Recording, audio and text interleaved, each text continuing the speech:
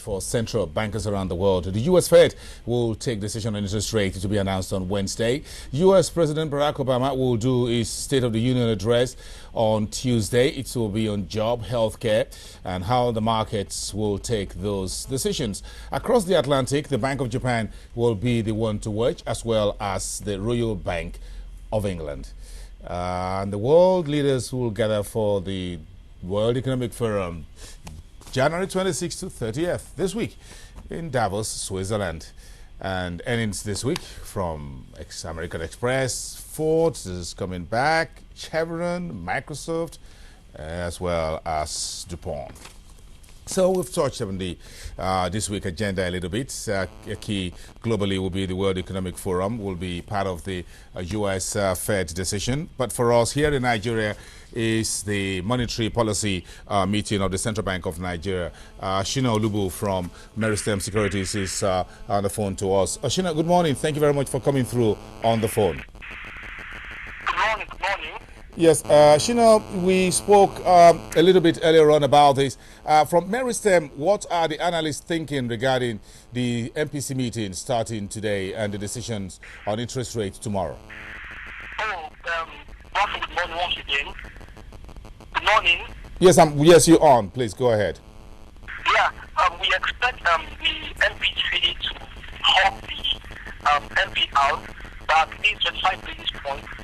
We're seeing a case where the MPR is taken from 6.25% to 6.5%. Because now that we have achieved the result, as a result of enacting the policy, the last banks that were having British credit that brought about the issue of enacting the rate are now back a case where they are ready to go after this capital as well. So we see a case where attention will be put from trying to make the environment of of tightening the so we see the deficit that increasing the deficit Okay, you think 25 basis points will be enough for the central bank to curtail existing money supply and the attendant inflation? What do you think the impact of this will be on the stock market and the bond market as well? Because once you tinker with interest rate, you dip your fingers in the eyes of the bonds. Yeah, you agree with me as well. In the last few years, the stock market from the beginning of this year is quite negative, and that's supposed to be the direct that the stock market is back. So before now, the CPN was concerned about what the investment to be when it's fighting for but now that the banks are doing well, the stock market is back thanks to the output. But the only thing that we see the power in the heart is just fighting of to ensure that the business is don't forget that minimum wage is approved already. It's approved by the executive going to the market. At any time from now, I see them approving minimum wage. That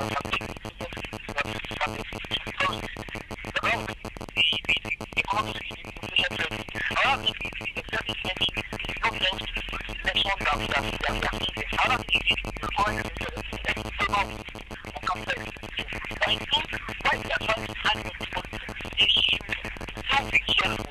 That's why I don't see them including it above the maximum for the total All right, thank you, Shina. Let's leave it at that. We thank you very much. We do apologize for the poor audio quality due to telephone network connection there. Shina Olubu, one of the analysts at Meristem Securities. Okay, we're back with Sonny Ayere, who is the CEO at Don Laurel Merrifield. I'm sure you were listening in there. These all connect, as it were. The AMC, he said the banks are now liquid, so the central bank would move perhaps a little bit away from being accommodating to neutral. And that's likelihood a 0.25% hike in interest rate. Yes or no? My view is this. I'm one of those who actually favors a low interest rate environment for a country that seeks to grow. Also for a country that let me put it this way: I wouldn't say the entire, but I would say a vast majority of the population have absolutely no link to the interest rate. I mean, what's the percentage of borrowers in the country vis-a-vis the population? So what real impact does the 25 basis points or whatever have? That's one. Secondly is the fact that the market itself, the interpretation of moving the monetary policy rate, I still don't understand how the market interprets it. The last time it moved by 25 basis points, the whole market jumped by almost 300 basis points. So if you have another 25 basis points jump right now and the market jumps by another 300 or 400 basis points, what happens to the entire system? See, the problem is this, people need to understand that you can't achieve two things at the same time. You got to focus on one. Are you focusing on trying to grow an economy, or are you focusing on trying to halt an economy? Now, if my understanding of what the central bank governor is trying to do is try and grow an economy, you can't grow an economy by looking at the point where, my inflation is 13%, i.e. my spot inflation is 13%, and therefore I must have interest rates at 13 or higher to give me so-called a real return. The idea really should be on either the investor, issuers, or the economist inflationary expectations. How do you, so in other words, I give you a very simple example. If you're buying or you're investing into the future, let's say it's a 7-year, you invest into the future. The idea should be that you should have some idea or some expectations on how inflation would pan out. So if I'm buying, just give an example, I'm buying a 7-year bond today and it has a yield of 10% and my inflation is 11%, just give an example. But I believe that inflation will trend downwards to 5% over the next 3 to 4 years. Is that bond a good yield? I think it is. So the point basically is that people shouldn't be using spot inflation to price where long-term instruments should be. It should be based on inflation expectations. That's one. But what I think, even if I look at what, I looked at inflation, the numbers, headline inflation, they're trending downwards, by the way. It was about 13%, I think, in October, then November, and then December it was about 11-ish percent or something like that. 11.8% or something like that. But if you look at the components, okay, those components were trading higher. Yes. Now the urban all items and the rural all items index. Absolutely. Now these so-called components. Yes. Now let's think about something here and ask ourselves a question: are we in a vicious cycle? If I look at components and say components have gone up, and therefore I should increase interest rates, right? Now, let's assume that borrowers, right, companies that is, would have to now pay a higher interest rate because rates have gone up. How do you think they compensate for the high interest rate? They increase prices, don't they? Naturally, they'll have to do. Absolutely. So when you go back in 6 months' time or 3 months' time and you say to yourself, what's the inflation index now? So it's higher. What do you do again? Do you increase rates again? That's what I mean. Are we in a vicious cycle? So the question to me is basically we have to get to a point where you actually bite the bullet and say to yourselves, what we want is to grow our economy. So if long-term financing, infrastructure financing, all the things we've talked about, all the good things the government is talking about, etc., if a lot of money is invested in capital expenditure, not operating expenditure as it is today because you have a heavily bloated system, but capital expenditure, my view is this, is that that long-term investment would actually lead to a deflationary structure. If you've got better roads, rail, etc., power, the cost of moving food from X to Y drops significantly. That's how you combat inflation. Right now, yeah, the central bank, historically in Nigeria, Lamidi Sanusi won't be the first, yeah, so it's running after the guys in the government, as it were, in terms of they go do whatever they like, the central bank comes behind and do the mop-up. Well, so it becomes very difficult for the central bank to use monetary policies to chase fiscal policies. Correct. And action. Correct. Therefore, the vicious cycle remains. Absolutely. So the question then is, do you allow the economy itself to suffer? So there's a disconnect there. Absolutely, a major disconnect. A major disconnect between the central bank and the presidency or the government. Well, I mean, look, the expenditure patterns, etc., one can argue one way or the other. My own key concern is the fact that let's not obviously all the time say inflation is X and therefore rates must go up, because the point is when rates go up. You don't favor inflation targeting? No, I do. But my point basically is this, is that inflation targeting, in a sense whereby the expenditure pattern of the system, right, is actually now doing what the real inflation targeting is. Inflation targeting is not going to come from interest rates that have very little, right, impact on people. You know, if you look at an economy where a huge percentage of that economy is linked into an interest rate, for instance, a system where mortgages work, etc., and and there's a credit, and a lot of people borrow, etc., either credit cards, etc. By managing your interest rate policy, you have a major impact on spending patterns. That is not what happens here. The spending pattern is not because of individual borrowing, etc. The spending pattern happens principally because of, as you said, fiscal, right? So in those circumstances, the question then is, how do you put in a system where you're saying, I have interest rates at, for instance, people saying it should go up by 25 basis points. First of all, if it does go from 6 to 6.25 to 6.5, right, rates will blow out again. Right, another 300-400 basis points, maybe. Now, in those circumstances, right, you essentially grind the economy to a halt, right? Or alternatively, the inflation impact of that 3% is even much higher. When you price it into all those assets. So that's why I say I think to me I think you can argue whether you having a low interest rate environment, right, and investing in capital expenditure, things that would really reduce inflation, is the way to go. Okay, let's talk about something that is has some concerns about inflation, the AMC and the economy. As we discussed earlier on the show, it's not about cash so it's essentially an asset swap where you can only do 25% for any of those rescued banks at the CBN window. So for the first one. So it's not as if AMC is pumping cash into the financial system. Now, the impact on the economy, especially for the industrial manufacturing, the defensive sector, give us a view about that. I think, for me, the way I see it, as I said it's more of an indirect impact than a direct impact. I mean, to the extent that you're able to start cleaning out the system, bringing banks back to the zero level, allowing fresh capital to come into the banks, all right? And any bank that now wants to leverage that capital needs to now do that with a combination of either buying government securities as they do, and also lending to the real sector. What it does essentially is that it opens up that avenue again, right, in terms of lending to the real sector. So to me, it's more indirect in the sense that it starts by cleaning up the system, and then when the system is cleaned up, you now have capital going back into the system. That's one. I think the other issue,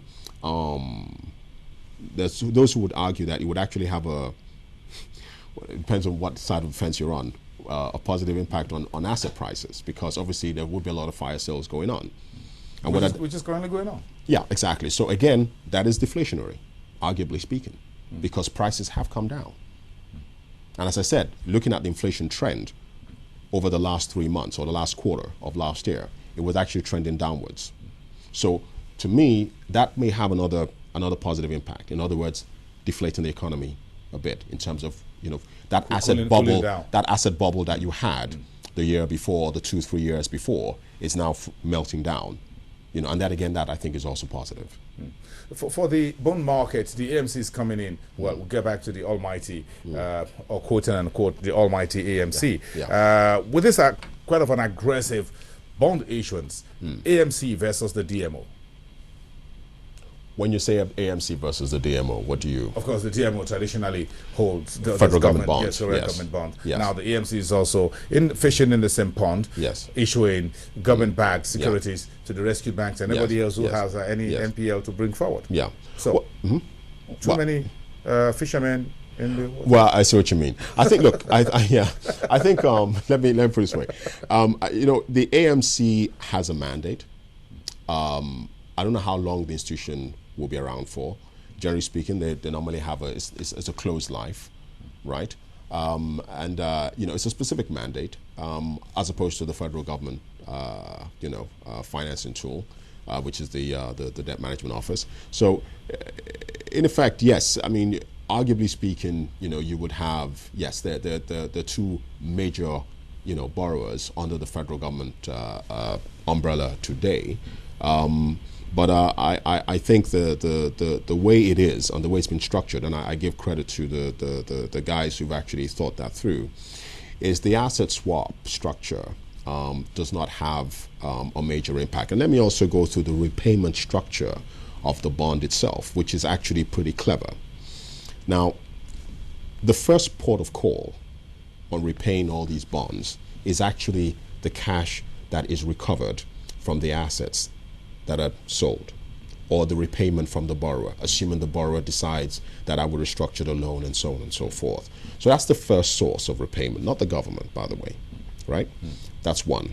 Now, to the extent that that is not enough to pay off the debt, then you have this accumulation account, this cash accumulation account, which has been, some people call it sinking fund. It's on a term I don't particularly like. But the central bank, MOF, absolutely, that, exactly. Where the idea is that it's expected that would accumulate somewhere around 1.8 trillion over 10 years. So that becomes the next port of call, right? Under that cushion. Exactly. Now, only to the extent that asset sales or repayment of the loans and this cash that's actually been accumulated over the period is not enough to repay that debt with the balance. Could fall on the central bank and the MOF. The federal government.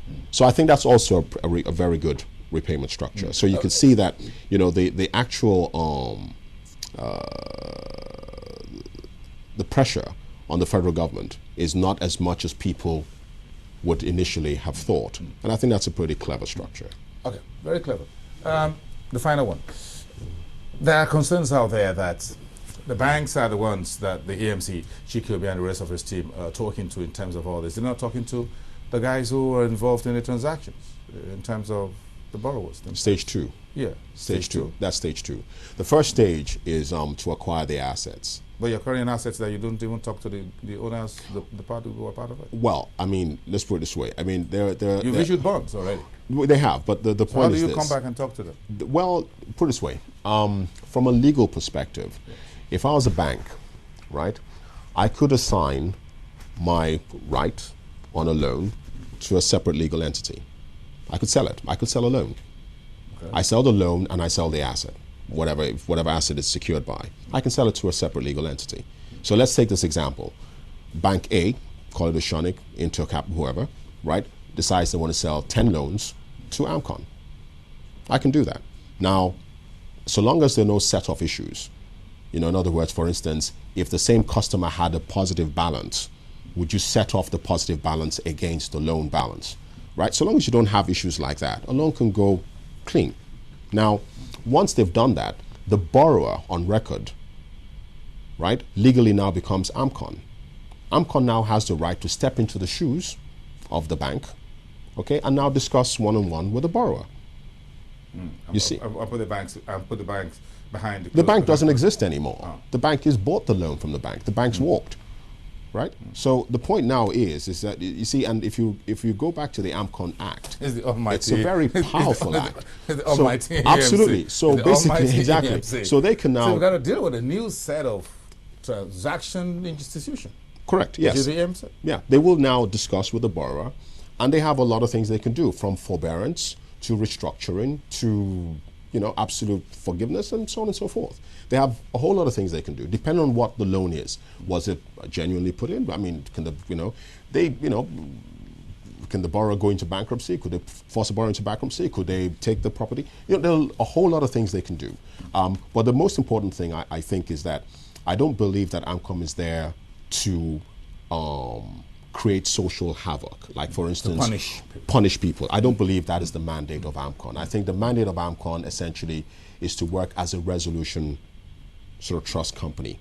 In other words, to resolve an issue, right? So I think that is the key mandate, and I think over time, like most banks of this nature have done in most other countries, is actually bring the system back to positive levels. Sonny, thank you very much for spending your time here with us. Sure. I wish you understand Monday morning, very, very busy one. Not with all the things on the agenda for this week, but we appreciate coming here with us on Business Morning this Monday, the 24th of January. Sonny, are you ready? See you with Don Laurel Merrifield. We'll see you tomorrow, Tuesday. Whatever decision the central bank decide to take on interest rates, you'll hear all about that from here and from other central banks around the world. But we'll focus on more issues starting from tomorrow. Thank you very much, everyone, for watching. See you then. Do have a great week ahead of you.